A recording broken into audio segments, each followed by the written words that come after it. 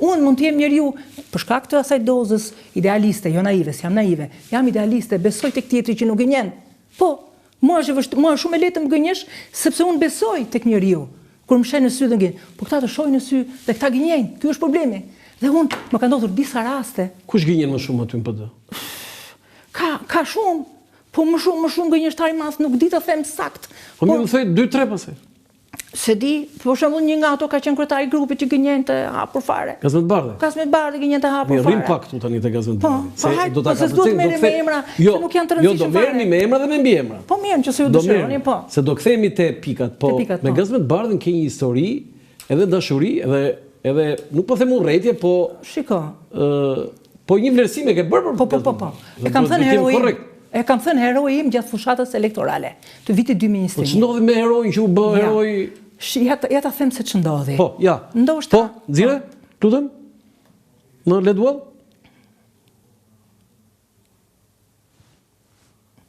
Ja një sekond. Po. Heroi. Po, e pranoj.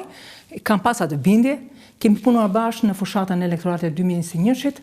E mendoj, kam besuar që edhe gjëja më dramatike ka qenë një mbrëmja 21 prillit të vitit 2021, kur na ndodhi vrasja në Elbasan, e keni parasysh. Po, një nga gjërat më të rënda në zgjedhje. Po, edhe në jetën politike të Partisë Demokratike, po dhe të vetë Gazmet Bardhit, dhe atë mbrëmje kam patur një lloj, të them drejtën, ja kam thënë te diku tjetër, po do ta them siç e kam ndier atë mbrëmje. Po, patjetër. Nuk doja të largohesha aty, shkoja në shtëpi, të shtëpia prindërve, sepse nuk doja ta lija veten, sepse ishte një mbrëmje shumë tragjike. Na ishte vrarë një qytetar shqiptar. S'ka rëndësi për çfarë. Ishte shumë tragjike. Dhe njerëzit që ishin përfshirë, disa prej tyre edhe pjesë e bandave, t'i themi gjërat, mund të ktheheshin në atë, po them, inate sipër, mund të ktheheshin me karikatorë dhe të drejtoheshin zyrave të PD-s, kur nuk e dim se çfarë ndodh. Më kupton në nxemje sipër. Dhe thosha, edhe sikur të kthehen me automatik në duar, le të më marrin mua se unë i kam kry punë. Po.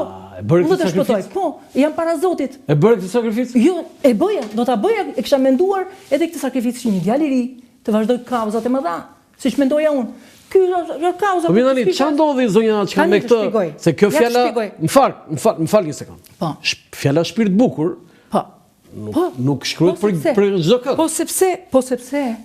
Po sepse edhe ai vazhdon të jetë shpirt bukur. Këtë çështja e shpirtit nuk e vjen të lutem mos më zgjinjek.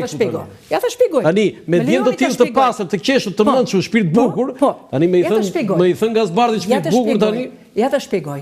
Gjëja që kam kuptuar te zoti Bardhi, fillimisht e mora si një lehtësi.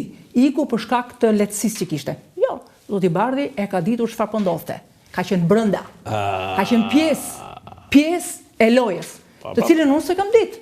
Unë kam besuar fasadën. Këta din bukur të shesin fasadën. Din, janë mirë. Atëre nuk e shpirt bukur, thënë. Nuk e kam ditë, pra po them dhe vetë, kam besuar në gjëra idealiste. Më zhdukur, jo, s'kam qenë naive, kam besuar. Më qenë njëri idealist që hyja në politikë, mes mjeshtrave të gjithçkaje, se këto janë mjeshtra të gjithçkaje, nuk janë vetëm mjeshtra. Po flas për zotin Bardhi. Si e bëri, më shpjegoj edhe një herë. Gazmet Bardhi çfarë bëri? Kam besuar që zoti Bardhi do t'i qëndronte, të paktën deri në zgjedhjet elektorale të 2023-shit. Në zgjedhjet vendore. Unë kam besuar që kjo fryma reformiste që filloi, mendoj se do të qëndronte dhe në krye në një farë mënyrë ishte zoti Bardhi, ishte zoti Alibea, ishin dy zonja, zonja Duma, zonja Tabaku, do thot, ishin disa njerëz që mendoj se e vlenin të sakrifikoje dhe të qëndroje për këto principe. Por e kuptova shumë shpejt që Partia Demokratike nuk ishte, dhe ja kam thënë dhe në një studi, kam thënë dhe në një mbledhje, nga ato mbledhjet e shpeshta që bënim në atë kohë, se ishim në kohë e qakeqesh, Partia Demokratike ishte në kohë e qakeqesh, këte ishte sulmet e pareshtura të zotit Berisha dhe të shpurës e ti, të saj fryme bereqiste, në të drejtën basa, në të drejtën e tyre, dhe këte ishte kjo gjë që unë mendoja duhet të kishte ardhur të koagulohej dhe të krijon të qëndronte që të mblidhte demokratët, jo kundër, jo se një betejë kundër Berishës, po si një betejë për të sjellë një frymë të re në Partinë Demokratike, gjë që nuk po ndodhte në sytë e mi. Kështu që arriti një moment dhe e pash në një nga mbledhjet tona të kryesisë, u kam thënë shprehimisht para se të merreshin vendime për vendime për zgjedhjet e vitit 2023, nëse do të hynim, apo jo me kandidat në zgjedhje. Dhe kam thënë, unë pa kandidat nuk hyj në zgjedhjet elektorale, sepse kam zor para shqiptarëve kur të kërkoj votën dhe të them, zotëri, unë e dua votën për Partinë Demokratike dhe pyetja e parë që do të më bëj, qytetari do thotë, zonjë, për kë do votoj? Apo jo, unë pa kandidat në fushat, ju më leni pa pamje, ju më keni nuk shkoj dot. Dhe thashun, mbasi ndodhen disa përplasje, jo me kandidat, jo pa kandidat, filluan të sabotohen linja e të ardhurit me kandidat, e prezantimit me kandidat në zgjedhje, kam thënë shpërnjimisht në mbledhjen e kryesisë. Në këtë parti nuk që nga vetëm një jud, edhe Bibla një jud ka, se nuk mandot më shumë. Tu pas ka më shumë. Edhe Zoti Bardhi më tha, çon këto shprehje që përdoren në një mbledhje kryesie. Rezultoi që kështu doli.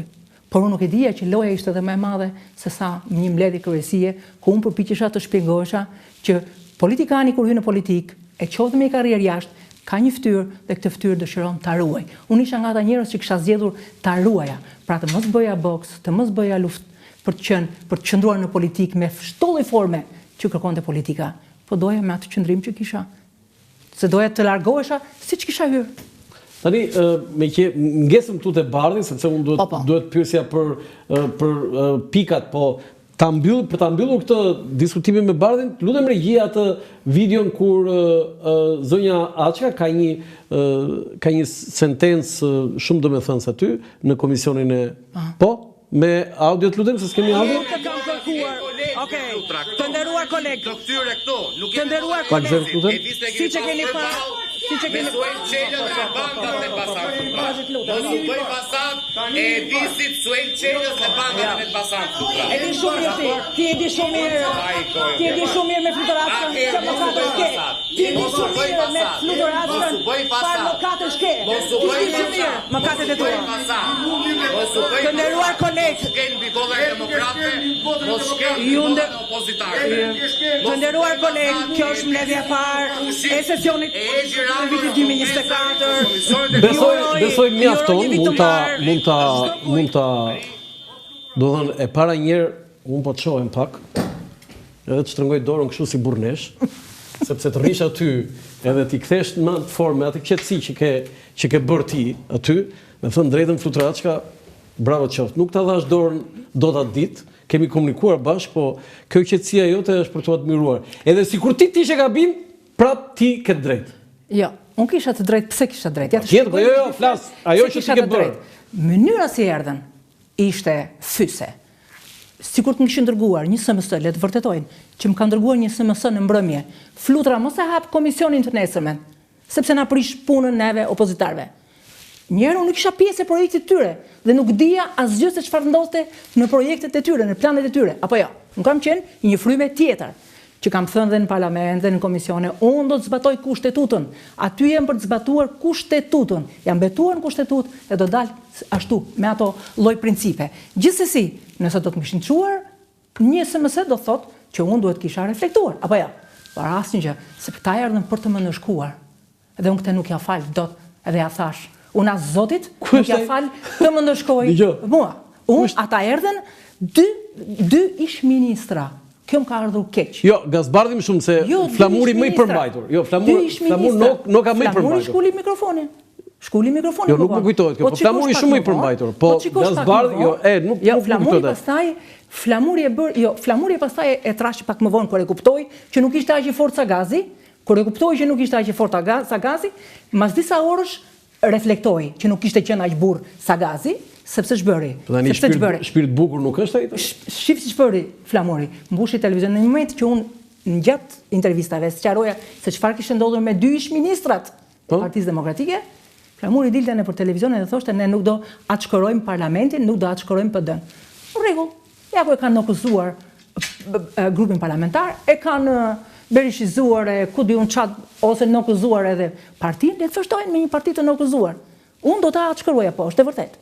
Doja të jipja asaj pjesë që më takonte, aty ku kisha hijen time, fytyrën time, portretin. Tani, për ta mbyllur fare këtë, si përgjigjesh ti akuzave që ky qëndrimi yt, apo dhe sjellja juaj, ka qenë pro ose interferonte me socialistët? Me socialistët. Po. Me socialistët. Kjo është akuza që... Sigurisht, ata që e din që flirtojnë me socialistët ose din se si flirtohet me socialistët. Më mirë të pyesin, më mirë pyesni, këtë pyetje bëjeni socialistë, sepse e din në pastaj Fudraçka opozitarizmin e vet e ka të dokumentuar. Nuk është njëri që bën prapa skena, prapa vija. Unë e kam të dokumentuar. Çdo video, çdo fjalë, çdo qëndrimi imi është i dokumentuar se për natyrë e kam dhe natyrën që nuk rrit dot të mbaj çdo gjë brenda. Ndoshta jam më tepër se ç'duhet, po them, jo naive, s'është naive, por që e sinqert. Po mos kam asgjë për shërbim.